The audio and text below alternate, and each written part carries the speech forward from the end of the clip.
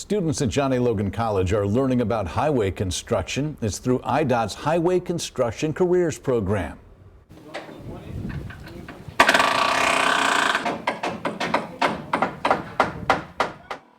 That program allows students to get a look inside a trade union program. It helps people jumpstart careers in construction, operations, and more. Students are paid to take part in the program.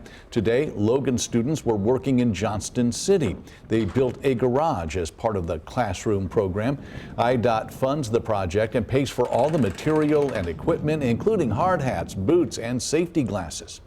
It gives these guys a big leg up in getting into the trade unions, carpentry, concrete work, iron workers.